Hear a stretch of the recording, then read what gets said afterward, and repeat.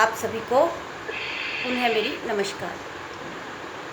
आज विषय है स्वास्थ्य और वर्तमान में चल रही विश्व स्तरीय समस्या कोविड-19। तो हम सब कोविड-19 को से लड़ते हुए अपने आप को कैसे स्वस्थ रख सकते हैं। सबसे पहले मैं आप सबको ये बताना चाहूँगी कि स्वास्थ्य क्या है। स्वास्थ्य का अर्थ है स्व में स्थित होना, स्व अपने स्वरूप में। हमारा स्वरूप जब हम ईश्वर ने हमें जन्म दिया वह बिल्कुल शांत निर्मल, कोई विकार नहीं, काम क्रोध लोभ मोह विकृतियाँ पंचक्लेश कुछ नहीं होता हमारे पास। हमें उसी स्वरूप में स्थित होना है, वहाँ स्थित होकर ही हम स्वस्थ रह सकते हैं। और स्वस्थ रहने को महर्षि पतंजलि जी ने अपने दूसरे सूत्र में योग कहा योग समाधि है, योग चित्त वृत्ति निरोध है। चित्त की वृत्तियों का निरोध कर दो तो हम कहाँ जाएंगे? तदा द्रष्टु स्वरूपे अवस्थानम, वह अपनी ही स्थिति में स्थित हो जाएगा। इसका मतलब वह स्वस्थ हो जाएगा।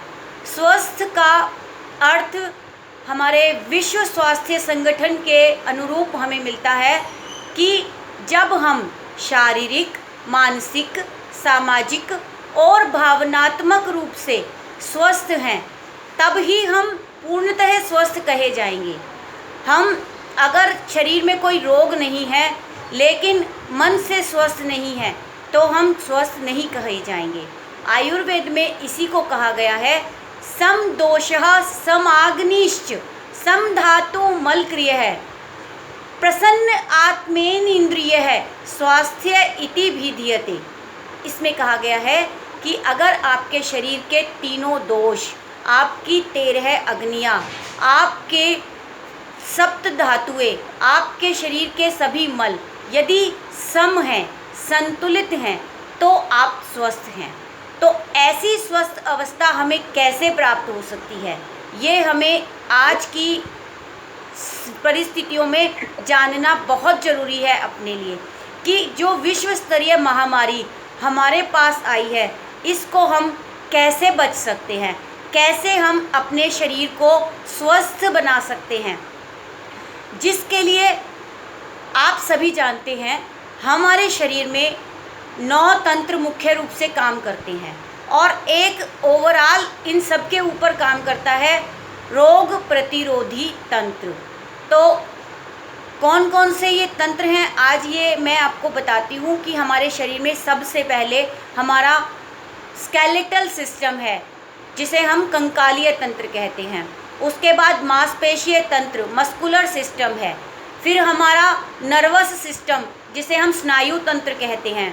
उसके बाद हमारा रेस्पिरेटरी तंत्र श्वसन तंत्र, रक्त परिभ्रमण तंत्र ब्लड सर्कुलेशन सिस्टम, और हमारा पाचन तंत्र डाइजेस्टिव सिस्टम, हमारा एक्सक्रीटरी सिस्टम निष्कासन तंत्र, हमारा रिप्रोडक्टिव सिस्टम हमारा जिसे हम प्रजनन तंत्र कहते हैं, और हमारा एंडोक्राइन सिस्टम जिसमें हमारे ग्रंथि तंत्र हैं। हमारे शरीर में कुछ ग्रंथियां हैं जिनसे हार्मोन्स स्रावित होते हैं और वो हमारे ब्लड में मिक्स होकर हमें स्वास्थ्य प्रदान करते हैं, हमारे शरीर को ऊर्जा देते हैं।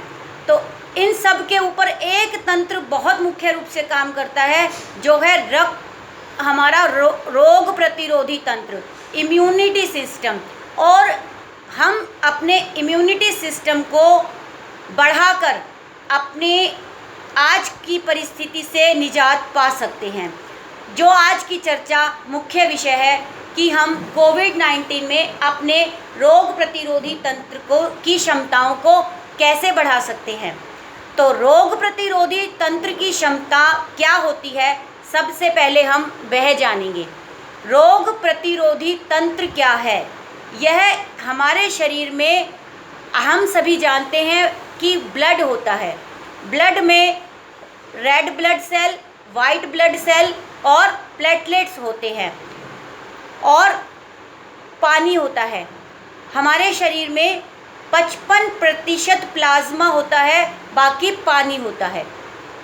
इस प्लाज्मा के आपके red blood cell, white blood cell और प्लेटलेट्स होते हैं। रेड ब्लड सेल हमारी बॉडी में ऊर्जा देने का काम करते हैं और वाइट ब्लड सेल हमारे रोग प्रतिरोधी तंत्र का काम करते हैं। वाइट ब्लड सेल की आयु 3 से 4 दिन ही होती है, जबकि रेड ब्लड सेल की आयु 120 दिन होती है। तो जब हम कहते हैं कि अगर हम अपने वाइट ब्लड सेल की आयु को बढ़ा देते हैं और इनकी संख्या को हम लगातार बढ़ाते रहते हैं, तो हमारे रोग प्रतिरोधी तंत्र की क्षमताएं बढ़ जाती हैं और इनको हम योग द्वारा बढ़ा सकते हैं। पहले हम विश्लेषित रूप से जानेंगे कि रोग प्रतिरोधी तंत्र कैसे काम करता है। सबसे पहले रोग प्रतिरोधी तंत्र के 2 इसकी भाग होते हैं। सबसे पहला भाग हमें होता है हमारा जन्मजात रोग प्रतिरोधी क्षमताएं होती हैं कुछ हमारे शरीर में, जैसे हमारी त्वचा होती है, एक हमारी फैगोसाइटिस सिस्टम होता है, दूसरा हमारे शरीर में एक कभी कभी कुछ तीव्र रोग हो जाते हैं जैसे ज्वर होना, इन्फ्लेमेशन, सूजन होना और कुछ हमारी बॉडी में ऐसे केमिकल्स रिप्रोड्यूस होते हैं जिनसे हम अपने शरीर को मजबूत बनाते हुए हमारे अंदर रोगों से लड़ने की ताकत होती है।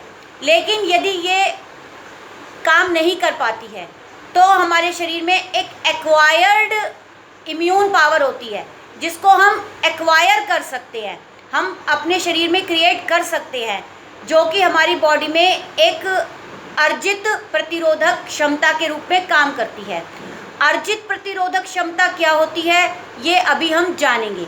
अर्जित प्रतिरोधक क्षमता 2 तरीके से काम करती है, एक ये सेलुलर लेवल पर काम करती है और एक ये हार्मोनल लेवल पर काम करती है। सेलुलर लेवल पर ये कैसे काम करती है देखेंगे कि हमारे वाइट ब्लड सेल होते हैं, इसमें टी सेल्स के रूप में विकसित होती है जो 5 प्रकार की होती है। मैं आपको थोड़ा डिटेल में ज़्यादा नहीं समझाऊंगी और शॉर्ट में समझा देती हूँ कि फिर बाद में विश्लेषित रूप से हम जानेंगे किस प्रकार हम योग से अपनी रोग प्रतिरोधक क्षमता को बढ़ा सकते हैं, इसके उपाय क्या क्या हैं। तो सबसे पहले हम बात कर रहे थे टी सेल्स की। टी सेल्स 6 प्रकार की होती है। सबसे पहली टी सेल्स होती है memory amplifier T cell. Amplifier T cells का क्या काम होता है, ये दूसरी अन्य टी सेल्स की पावर्स को बढ़ा देती है। क्या काम होता है एम्पलीफायर टी सेल्स का, यह दूसरी कोशिकाओं की क्षमताओं को बढ़ाती है। उसके बाद होता है memory T cells. Memory T cells क्या करती है, हमारे शरीर में एंटीजन की पहचान करती है। एंटीजन क्या होता है, जो बाहर से वायरस या हमारे जीवाणु बैक्टीरिया आते हैं उनकी पहचान करती है हमारी मेमोरी टी सेल्स। और उसके बाद हमारी हेल्पर टी सेल्स होती है। हेल्पर टी सेल्स एंटीबॉडी के उत्पादन में सहायक होती है। एंटीबॉडी क्या होती है, जो हमारे बॉडी में पहले से ही रहती है टी सेल, एंटीबॉडी होती है, उसको ज़्यादा बनाने की कोशिश करती है ताकि जो वायरस बाहर से आ रहा है उसको वो मारने की क्षमता हो उसमें। उसके बाद हमारी होती है suppressor T cell. Suppressor T cell में आपकी एंटीबॉडी जब ये अपना काम कर चुकी होती है तो उसके उत्पादन को रोकने का काम करती है, ठीक है। तो उसके बाद एक और हमारी बात होती है कि आपने देखा एम्पलीफायर टी सेल होती है, हमारी मेमोरी टी सेल होती है, हेल्पर टी सेल होती है, सप्रेसर टी सेल होती है। उसके बाद होती है हमारी killer T cell. Killer T cell क्या करती है, ये एंटीजन पर सीधे वार करके उसे ख़त्म कर देती है और हमारे शरीर को रोगों से बचा लेती है, ठीक है। आप सब समझ रहे हैं ना। उसके बाद इसमें एक और आती है हमारी एलर्जी टी सेल। आप देखते हो कि हमारी बॉडी एलर्जिक होती है कभी कभी, कि अगर हमें धूल मिट्टी से एलर्जी है तो हमारी बॉडी में एलर्जी हो जाती है, एक प्रकार की रोग हो जाता है जिससे कहते हैं ना हमें एलर्जी है इस चीज़ से। तो ये भी हमारी टी सेल्स ही है, ये हमें और रोगों से बचाने की कोशिश कर रही है। तो इसमें हमारी टी सेल ये बहुत बढ़ जाती है, ये अपने आप को मल्टीप्लाई कर लेती है जिससे हमारी अन्य टी सेल्स बढ़ जाती है। और ये हमें सीधे एंटीजन पर वार करती है और एंटीबॉडी बनकर हमारे शरीर में रहती है और हमें रोगों से बचा लेती है। आप सब समझ रहे हैं ना कि रोग प्रतिरोधक तंत्र होता क्या है और ये कैसे काम करता है। इसके बाद एक बात आती है बी सेल्स कोशिकाओं की। जो बी सेल्स कोशिकाएं होती है वो हमारे आवेग और आवेश पर काम करती है, हमारे मस्तिष्क पर काम करती है, हमारे मन पर काम करती है, हमारी सोच को सकारात्मक बनाती है, हमारी बॉडी से ऐसे ऐसे लिक्विड्स निकालती है, इम्यूनो ट्रांसमीटर्स निकालती है, जिससे कि हमारा मन सकारात्मक सोचने लगता है और हम अपने आप को एक पॉजिटिव थिंकिंग देते हैं। हमारे हार्मोन्स जो हैं इस प्रकार के निकलते हैं कि हम अपने इमोशंस को कंट्रोल कर पाते हैं, अपने इमोशंस स्ट्रॉन्ग कर पाते हैं, जिससे ग्रेट डिटर्मिनेशन होती है अंदर कि आई विल डू इट, मैं इस काम को कर लूँगा, I will fight corona virus. अगर किसी को कोरोना हो भी जाता है तो उसे डरने की आवश्यकता नहीं है। अगर वो डर गया तो आधा तो वो पहले ही मर गया। उसे अगर डरना नहीं है, डर जाएगा तो वो मर जाएगा। उसे अपने अंदर हिम्मत लानी होगी, अपने अंदर एक सकारात्मक सोच देनी होगी कि वो इस बीमारी से निजात पा सकता है। तो रोग प्रतिरोधी तंत्र में हमारी टी सेल्स और बी सेल्स अपने आप को बढ़ाकर हमारी एंटीबॉडी पर सीधे वार कर, एंटीजन पर सीधे वार कर उन्हें मारकर रोग प्रतिरोध कर देती है, हमारे शरीर को रोगों से लड़ने की शक्ति देती है। इस प्रक्रिया के साथ कोशिकाओं के एक विशेष प्रकार के स्राव भी निकलते हैं, जिसे हम इम्यूनो ट्रांसमीटर कहते हैं। ये इम्यूनो ट्रांसमीटर हमारे ब्रेन के हाइपोथैलेमस और एटोनॉमिक नर्वस सिस्टम को एक संदेश भेजते हैं कि अब आप ये क्रिया जारी रहेगी और क्रिया जारी नहीं रहेगी। इस प्रकार यह बात क्लियर हो जाती है कि टी सेल्स और बी सेल्स अपने आप को बढ़ाकर हमारे शरीर के विजातीय हानिकारक तत्वों को नष्ट कर देती है और हम इस अर्जित रोग प्रतिरोधक क्षमता को हमारे ध्यान के द्वारा बढ़ा सकते हैं। ध्यान कैसे करते हैं और किस प्रकार योग सहायक है, अब हम अपने योग की बात करेंगे। योग रोग प्रतिरोधक क्षमता को बढ़ाने में 100% कामयाब है और ये सबसे बड़ा एंटीवायरस है।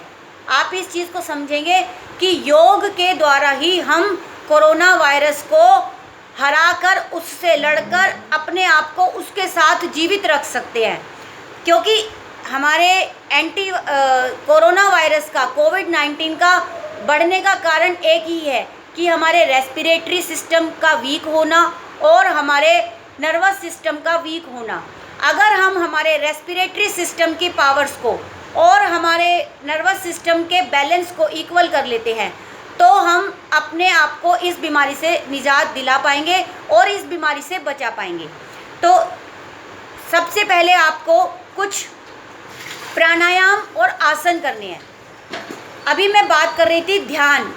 Meditation can cure each and every problem, whether it is physical, mental, social और इमोशनल।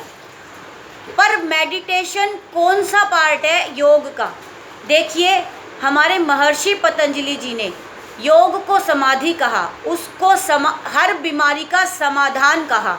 समाधि वास्तव में शब्दों से समझे तो क्या है? सम जमा आधि। यहाँ पर बीमारियाँ, विकार मन के सभी बराबर हो जाते हैं, संतुलित हो जाते हैं, स्वरूप में स्थिति हो जाती है। तो आप सब एक बात समझिए कि इस स्थिति तक पहुँचने के लिए महर्षि ने हमें कुछ उपाय दिए, जिन्हें उन्होंने उपायों में अभ्यास और वैराग्य।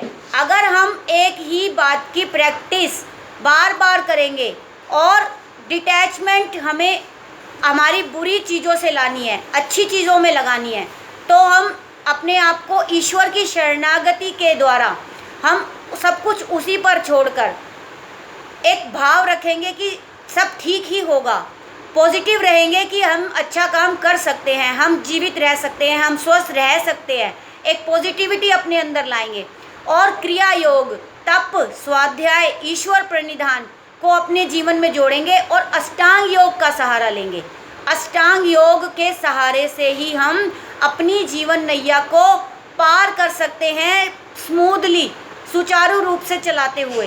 किस प्रकार? अभी हमने बात की ध्यान की। हम ध्यान के द्वारा अपने शरीर की रोग प्रतिरोधक क्षमता को बढ़ा सकते हैं और अपने शरीर के सभी तत्वों को संतुलित कर सकते हैं। तो ध्यान वास्तव में 7वां अंग है योग का, और उसके द्वारा हम समाधि तक जा सकते हैं। तो आपको कुछ अपने जीवन में यम नियमों का अभ्यास करना होगा। यम क्या है? यम है हमारे अहिंसा, सत्य, अस्तेय, ब्रह्मचर्य, अपरिग्रह। नियम है शौच, संतोष, तप, स्वाध्याय, ईश्वर प्रणिधान। और उसके बाद आप आसनों का अभ्यास करेंगे। कुछ आसन आपकी इम्यूनिटी पावर को बढ़ाने में बहुत लाभकारी हैं। जैसे मैं आपको कुछ आसन बताती हूँ। आपको सबसे पहले सूर्य नमस्कार। सूर्य नमस्कार दिन में 10 मिनट, आप सबसे पहले सूर्य नमस्कार 10 मिनट करेंगे, जो आपके सभी शरीर के अंगों को और सभी शरीर के तंत्रों को प्रभावित कर स्वस्थ, सुदृढ़ और मजबूत बनाता है, जिससे आपका संपूर्ण व्यक्तित्व विकसित होता है और आपकी इम्यून सिस्टम स्ट्रोंग बनता है। उसके बाद दूसरा आसन है पश्चिमोत्तानासन। पश्चिमोत्तानासन आपके लिवर, किडनी संबंधी रोगों से बचाता है।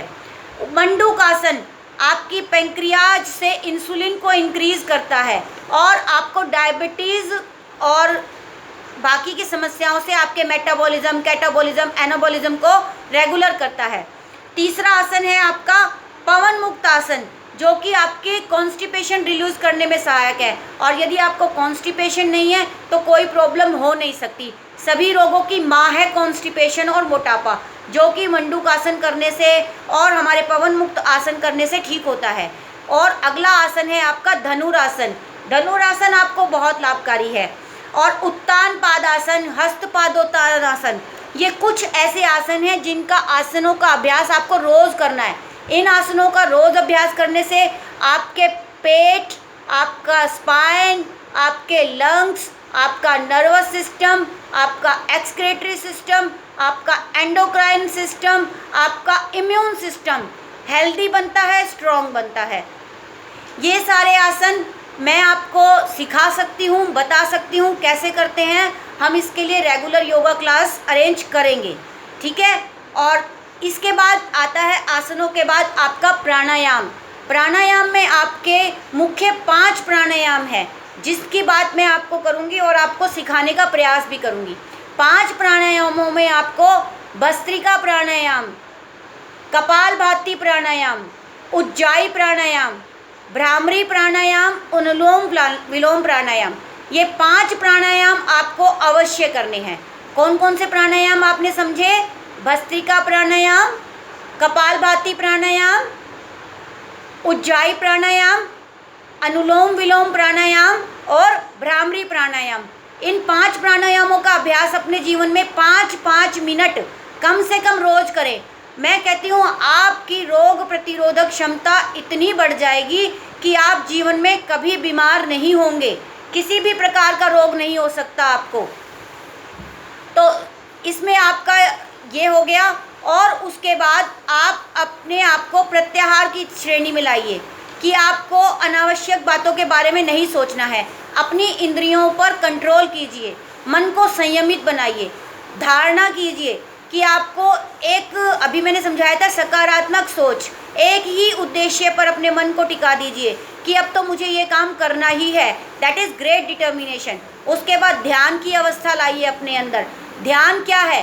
ध्यान एक ही विषय को, एक ही विचार को लगातार सोचना, लगातार सकारात्मक सोच देना, लगातार एक ही सूचना अपने मस्तिष्क को देना, यह ध्यान है, जिसमें हम हमारे ध्यान के द्वारा मस्तिष्क को वो एक ही सूचना देते हैं कि हम स्वस्थ हैं, हम स्वस्थ हैं, हम स्वस्थ रहेंगे, हम नित्य प्रति अपने योगाभ्यास द्वारा अपने आप को स्वस्थ रखेंगे।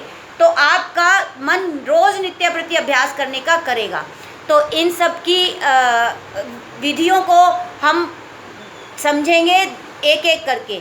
और एक और इसके साथ मैं कड़ी जोड़ती हूँ कि आयुर्वेद, आपको आसन, प्राणायाम, ध्यान और इसके साथ आपका आहार, आपकी निद्रा, आपकी दिनचर्या, तीनों आपके स्वास्थ्य को प्रभावित करती है। आपका आहार कैसा हो, आयु, सत्व, बल, आरोग्य, सुख, प्रीति, विवर्धना, रस्या, स्निग्धा, मधुरा, आहारा, सात्विक, प्रिया, कि आपका आहार आयु को बढ़ाने वाला, बल को प्रदान करने वाला हो, आपको आरोग्य रखने वाला हो, ऐसा हो तो आप आहार कीजिए। आपका रस्या, स्निग्धा, मधुरा, आपका आहार रसीला हो, इसमें शुष्कता ना हो और वह मधुर हो, कटु तिक्त कषाय ना हो, तो ऐसा हमारा आहार हो। हमारी संतुलित दिनचर्या हो जिसमें आपकी कुछ फिजिकल एक्टिविटीज़ हो, शौच हो, आपके प्रचंड प्रबल पुरुषार्थ हो, आपको दिन भर मेहनत करनी है, काम करना है, आलसी जीवन, निष्क्रिय जीवन नहीं जीना है। आपको अगर इस तरीके का जीवन जिएंगे, आपकी दिनचर्या बिल्कुल संतुलित रहेगी, हितभुक, ऋतभुक, मितभुक होगा आपका आहार और आपकी निद्रा बैलेंस होगी। कम से कम दिन में 6 से 8 घंटे की नींद 24 घंटे में से आप लेंगे तो आप स्वस्थ पूर्णतः रह सकते हो। और सबसे बड़ा तरीका हम आयुर्वेद का सहारा लेंगे, जिसमें आपको गिलोय, आंवला, तुलसी, काली मिर्च, हल्दी, इन चीज़ों को अपने जीवन में अप्लाई करना है। सबसे पहले आपको गिलोय, तुलसी, काली मिर्च, हल्दी, इन सब का काढ़ा बनाकर पीने की आदत डालनी है दिन में 1 बार 2 बार। इससे आपका इम्यून सिस्टम बहुत स्ट्रॉन्ग होगा। और ऐसा योग अगर आप करोगे डेली, जिसमें आपका आहार, दिनचर्या, निद्रा शामिल है, आप अपने आप को व्यवस्थित कर रहे हैं, तो आप अपने आप को एक संतुलित स्वस्थ जीवन दे पाएंगे। अगर हम इन क्रियाओं को अपनाते हैं तो हम भारत को एक स्वस्थ, सुदृढ़, विकसित देश बना सकते हैं। एक ही प्राणायाम मैं आपको सिखाऊंगी जो आपको ध्यान की तरफ लेकर जाता है, भ्रामरी प्राणायाम। बाकी के प्राणायाम मैं टाइम बाय टाइम आपको योगा क्लास देकर और आपको सब सिखा दूंगी, जो जो आज मैंने आपको बताए हैं, आसन और प्राणायाम और ध्यान। अभी हम एक प्राणायाम सीखेंगे, भ्रामरी प्राणायाम कैसे करते हैं।